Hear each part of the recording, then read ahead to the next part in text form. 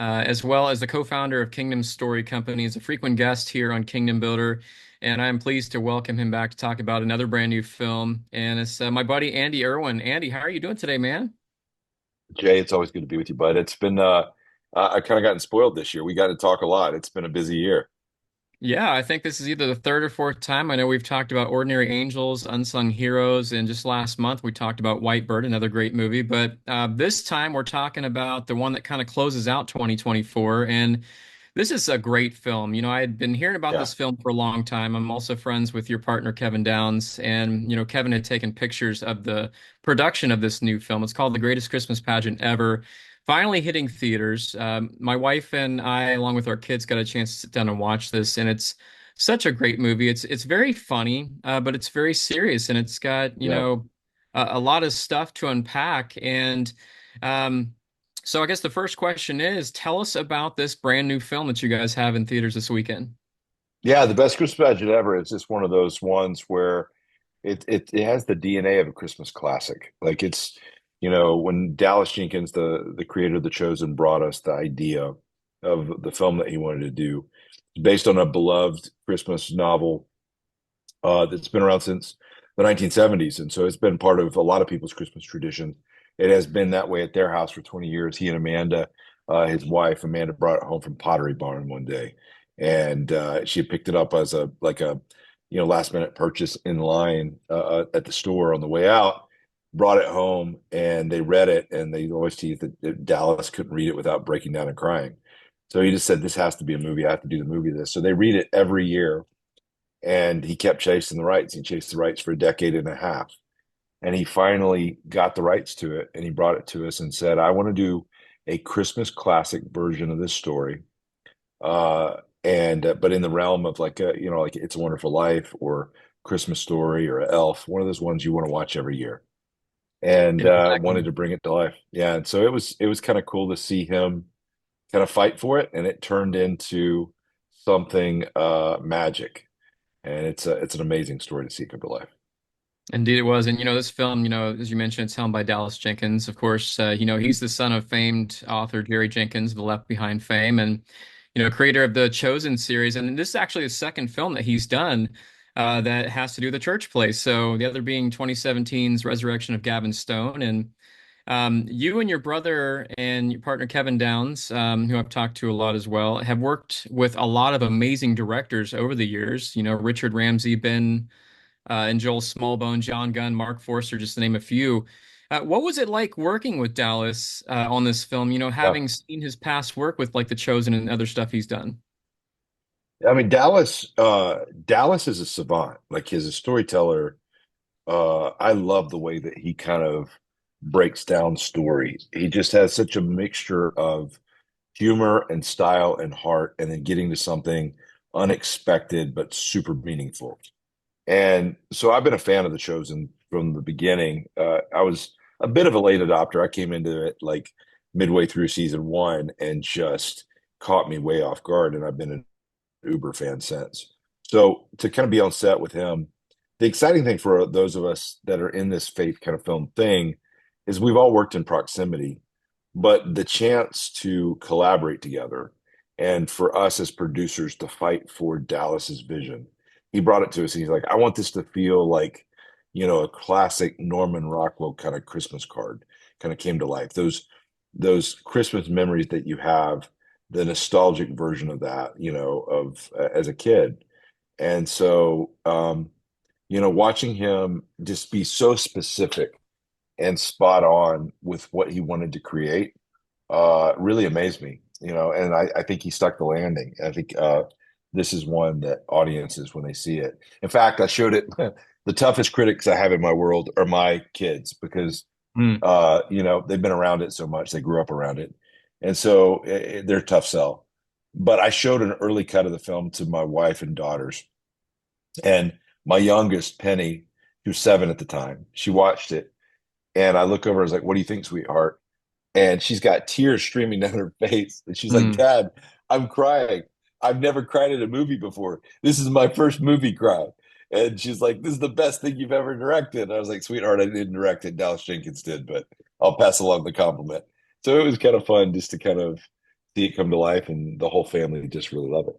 Yeah, and it's cool to see families respond to it because I was watching it with my wife and kids, I could we were all laughing. There were so many great parts in this film. The trailer shows you some of the funny parts, but it doesn't give away the whole film, which is awesome. It's but I have a 7 and 8 year old, and my 7 year old. It's kind of funny. We're watching the film. One of the characters, the youngest Herdman child, the one with the red Mhm. hair, reminds me Yep, so much Gladys. of my 7 year old because she's sassy.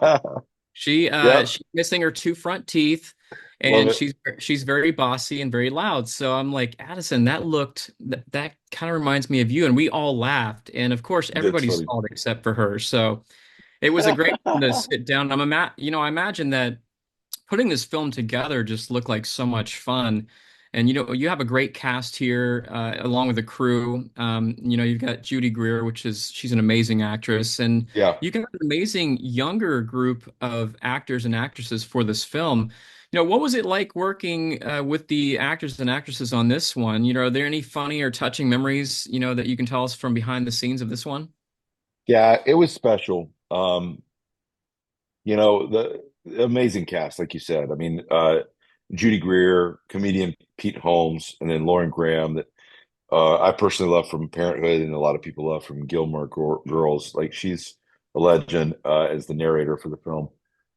Great cast. But the thing that was exciting was these kids, these fresh faces that we found. And they kind of came out of nowhere. And each of these kids is so spot on, down to like you talk about Gladys, that our little redhead with no teeth, that's our little angel, and it's so cool to see that cast kind of come together, and it's a special story. Everybody plays their note spot on, and I think what you talked about with just watching it with your family and it being there's something for everyone. It's one of Yeah. those. It's our first film that I can honestly say is for every member of the family. It has that quality of a Pixar kind of film, where those early Pixar movies would play for little kids and play for adults. There was something for everyone. It played on both wavelengths. This does that well as well. And at the end of the movie, it just brings a really profound message that I think is something that the whole family will enjoy discussing this Christmas season. Yeah, and I think, one of the things that I took from it, I think if you attend church on a regular basis, you're bound to have come across a family like the Herdmans. But like one of the lines Judy Greer says in the movie, she says, something along the lines of the Herdmans need Jesus just as much as you and I, which I Yeah, thought was profound. yeah. One of the obviously, I've asked you this question with the other films you've done. One of the questions I always ask filmmakers is, when people go to the theaters to see these movies, obviously you want them to be entertained, but you want the impact to be so much more profound than just being entertained. And with the greatest Christmas pageant ever, what is it that you guys are hoping that movie audiences take away the most after they see it? I really think that this is one that plays in such a way that it gives hope in a way that is so refreshing.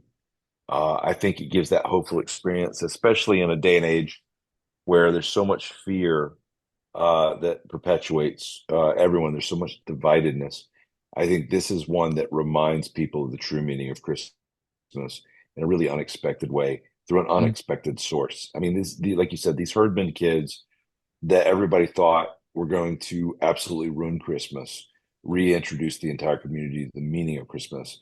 Maybe they were closer to understanding, why Jesus came than anyone else. And I think the way that it's presented will really catch the audience off guard. And it's a special, thought-provoking ending of the movie that stuck with my kids after they watched it. We talked a lot about it.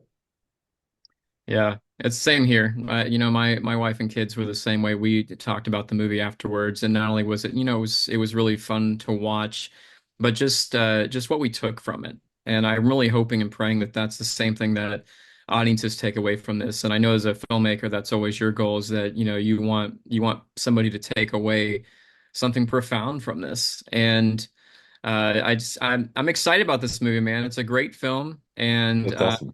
I've been telling friends and family about it. I'm like, this is a family film. This is something you can take everybody to go to. It's got comedy, it's got drama, it's got serious stuff, but most importantly, it's got a great message that I think people really need to see, especially this time of year when Christmas can Yeah. be a sad time of year for people. And I think this will raise the spirits a little bit, and I'm excited about this one. And kind of the ending question for you is, we always talk about what's in store for you guys. You, Yeah. Jonathan, and Kevin always have something planned, and you touched on this earlier this year when we had talked, and I told my wife a little bit about this film that you were talking about because my wife is she's retired Marine, retired military, so she's Awesome. excited about this stuff that you got coming up, but.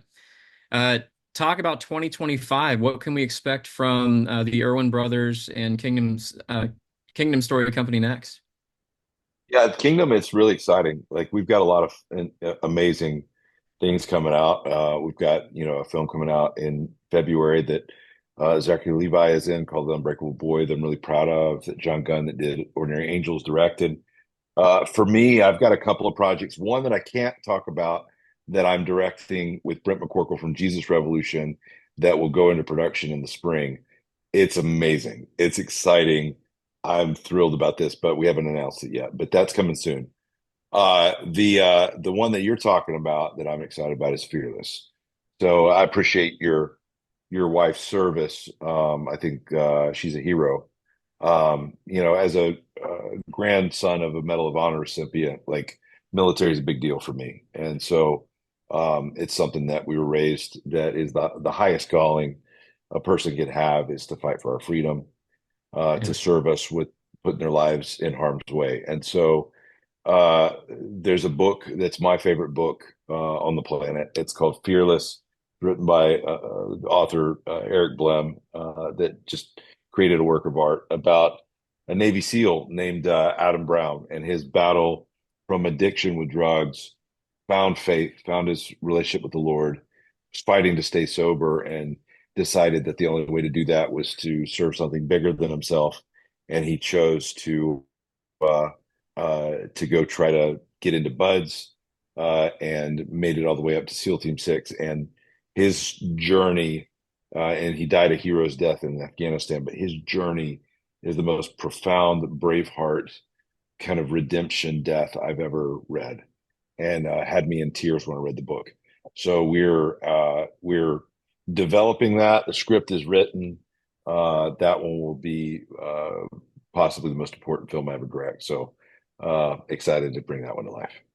Well, I'm excited to hear about that. Well, the greatest Christmas pageant ever is in theaters this weekend, so please make plans to go and check it out. If you'd also like behind the scenes insight on all of these movies and more, check out Andy on the Storytellers podcast. We've talked about that before on past interviews, and you can check that out, and it's available wherever you listen to your favorite podcast. But Andy, thank you so much for joining me today. Greatly appreciate it, and always pray that these films that you guys put out is something the Lord can use to be able to impact families and stuff, and especially this one, show people some love and what Christmas is all about, man. Appreciate you, Jay. It's always a privilege. I feel sad. This is our fourth of four films, and so our journey for this year comes to an end. But we end with a bang at Christmas. Best Christmas pageant ever. Go check it out in the theaters.